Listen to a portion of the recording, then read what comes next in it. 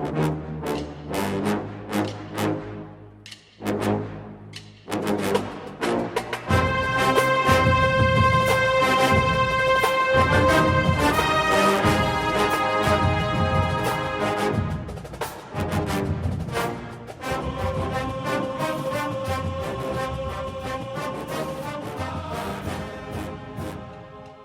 morning, Bucknutters. Welcome to the Bucknuts Morning 5 here on Monday, October 29th, 2018. I am Dave Biddle. Very happy to be joined by Bill Bank Greene. We are going to talk some recruiting, of course, with Bank on today's show. We're also going to talk about the 2018 team itself as the Buckeyes prepare to take on Nebraska this Saturday. But, Bank, let's start with recruiting. Let's start right at the top. What is your latest gut feeling on Zach Harrison? Who will be the lucky school that gets him? Yeah, I don't know. I misplaced my coin that I wanted to flip because I knew you were going to ask me that. I'm still, sticking with Ohio State, and that's based on no data, no inside information.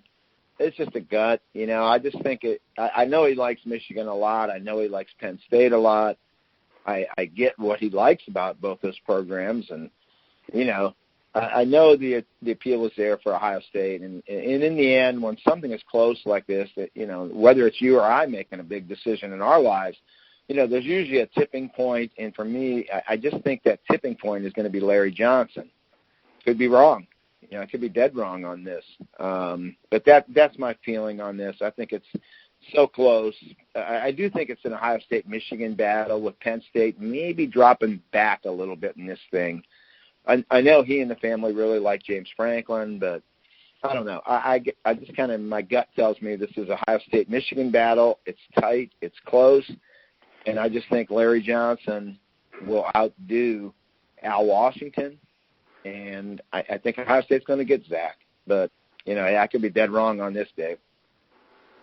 It is basically like flipping a coin, like you said. I know you're making a kind of a joke there, but sometimes there's a lot of seriousness and humor. I think it is does seem to be almost a coin flip at this stage. We'll see what happens. But moving right along, J.D. Duplain, offensive lineman from Strongsville. I know he's committed to Michigan State. I know Clemson's kind of in the mix here. Do you think he's going to end up a Buckeye, J.D. Duplain?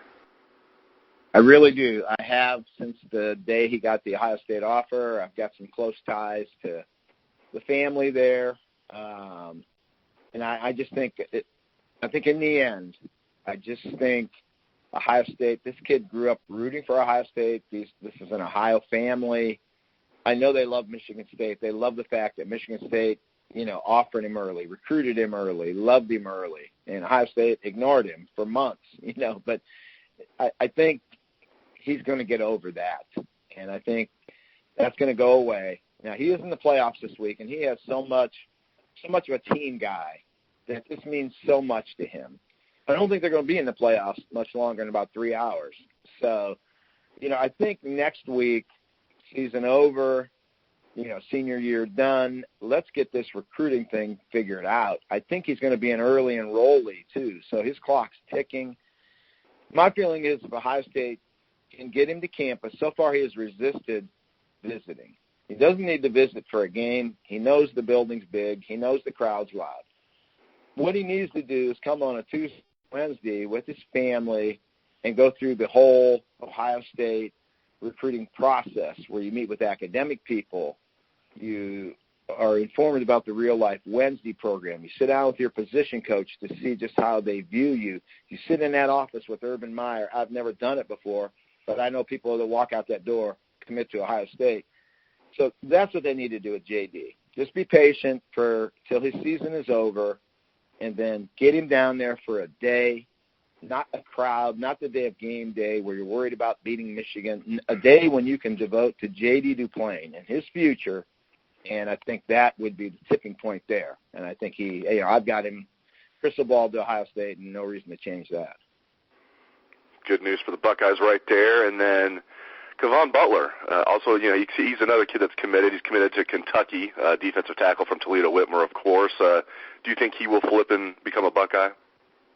Yeah, I put that crystal ball pick in the minute the offer was extended.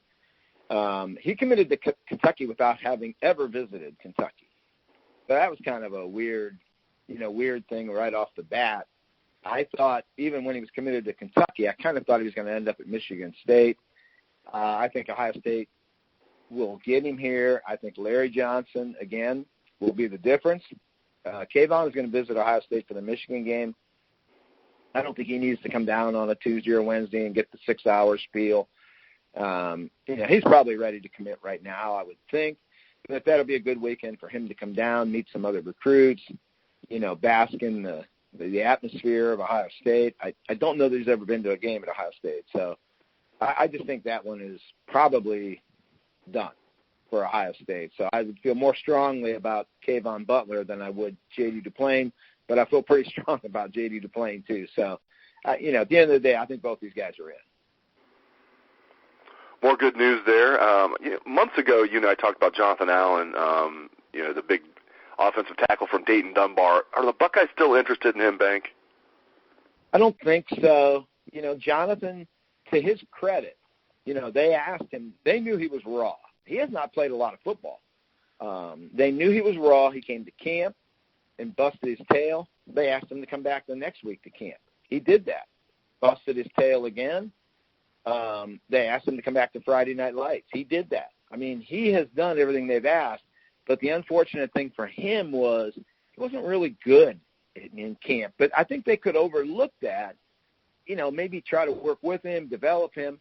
Then he blew his knee out before the season, and that was a bad injury. And I think there's just so many red flags against Jonathan with his inexperience, raw at playing the position, now not playing his senior year. I just think they're going to look elsewhere. He's a great kid, and academics are absolutely not a concern, good in the classroom. But I just think he had some strikes against him there, and I think they're going to look elsewhere. Wandale Robinson is making his announcement this Thursday. Obviously, the H-back from Frankfort, Kentucky. Looked like the Buckeyes had a great shot at landing him for the longest time. Now, it seems to be things are trending Nebraska's way. Is that what you're hearing about Robinson? You think he's going to pick the Cornhuskers?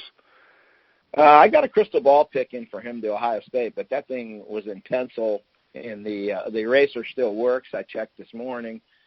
I don't like the looks of this one. I'm going to do some more checking here in the next day or so, but I don't like where this one's headed in terms of Ohio State. I thought they had him. I thought it was done. I really thought Alabama and Kentucky were the main competitors. Nebraska's kind of come in the side door here. So I don't like what I'm hearing, but I'm not ready to write him off yet. I want to do another day of checking around, snooping around there. But, the vibe is not good for Ohio State to land Wandale Robinson. I saw you said Rondale there. You must have Rondale Moore still on your mind from a couple of weeks ago. I know, right? It's just you try and black these things out, and it's just hard to do, man. Wandale Robinson. Yeah, I got it. What's bad about that? I even have it jotted down here. Wandale Robinson. If he goes to Nebraska, I don't care how I pronounce his name, though. So no, I'm kidding. But yeah, Rondale Moore. Yeah, we're going to be he just scored again. Wishing we got him for a long time. Go ahead. I'm sorry. Yeah, Rondale Moore just scored again. I got my TV on in the background. He just scored again against Ohio State. 5 guys had a chance to tackle him, and they all missed.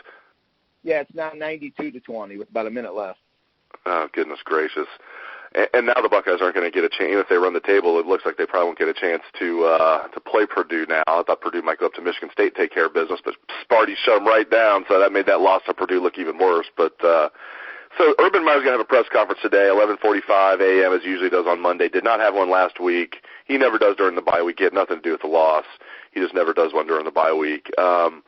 So, Bill, looking at the 2018 team itself, do you expect the Buckeyes will bounce back and finish the season strong, or do you kind of feel like some of these issues that have been festering and have reached the surface are kind of beyond repair at this point? No, I don't feel that way at all. I think this week you're going to see Urban has always wanted that angry team, all those cliches he uses, angry team and all that. I mean, I think you're going to see it this week. I think Nebraska's in a lot of trouble this week, and I think this could be a 62-17 game or something like that. I think it's going to be bad, but in terms of does that prove that all their issues are solved, that, I don't think so, because Nebraska's pretty bad. But I wouldn't give up on this team yet. I think they're going to beat Michigan State at Michigan State. I don't think the Spartans are as good as what I thought they were going to be this year. Now, will they gear up and D'Antonio have them ready to play Urban? Yeah, absolutely. They're going to be ready to play.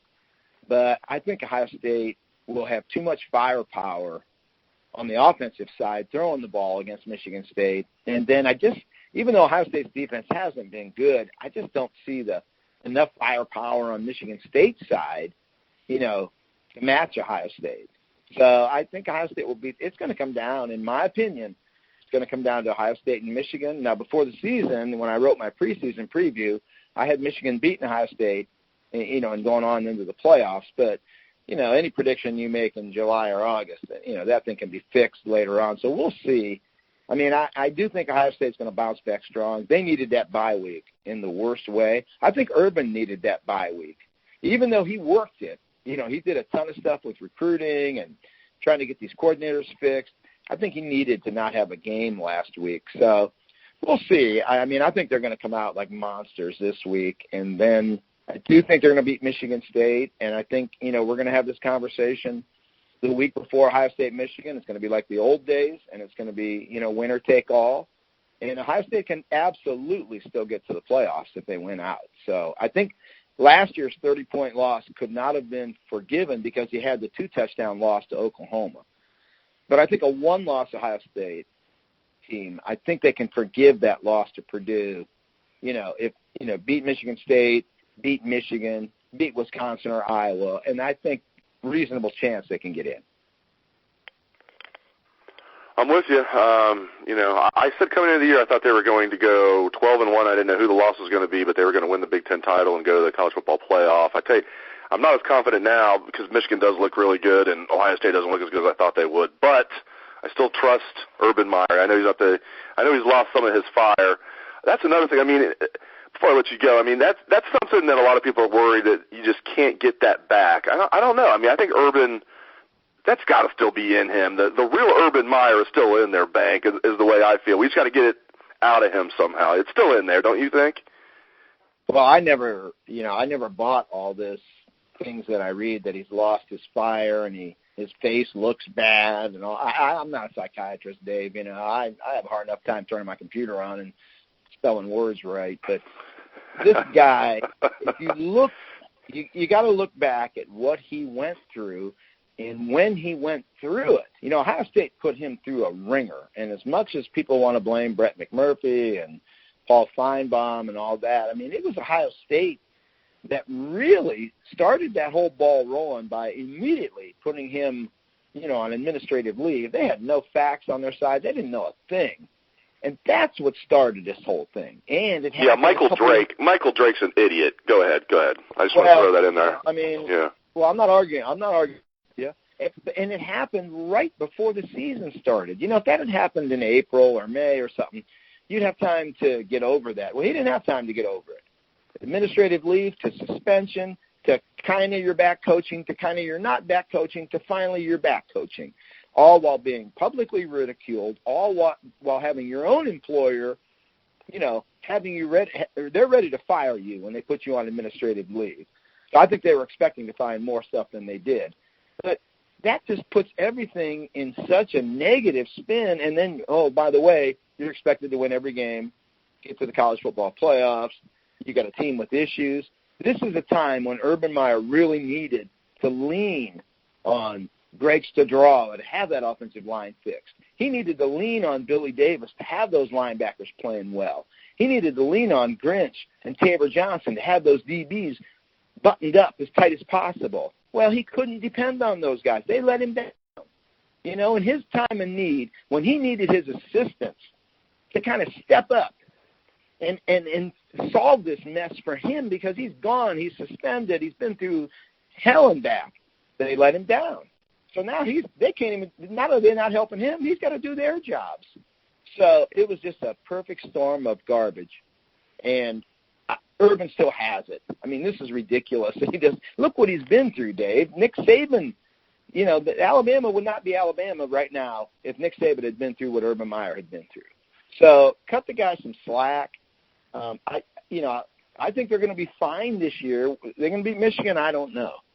But, he needs this off season, I think, is what he needs, to just chill it out. And I think, next year you're going to see the old Urban Meyer again. You may see the old Urban Meyer again this week. This guy, his pedigree and his resume and his history, I think, deserve a lot more credit than what he's getting right now. So, I don't buy all that garbage, I guess, is my short answer after my long-winded answer. I agree with you 100%. And this is a guy that is an absolute legend. I mean, just period. He could have retired, right after the 2014 national championship, and he would have been a legend. He's an absolute legendary college football coach. And, yeah, man, it's going to be interesting to see. And now everybody's telling him, he's hearing things like this. Has he lost the fire? Has he lost his touch? Is he going to retire?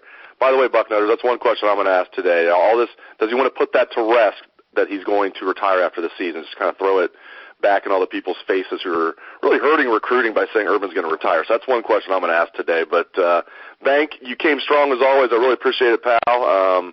Always one of the better guests we have here on Bucknuts, the Bucknuts Morning 15 or whatever it is today. But appreciate it, Bank, and I appreciate all the listeners out there for tuning into the show. Hope everyone has a great day. Let's hear that Buckeye swag, best damn band in the land.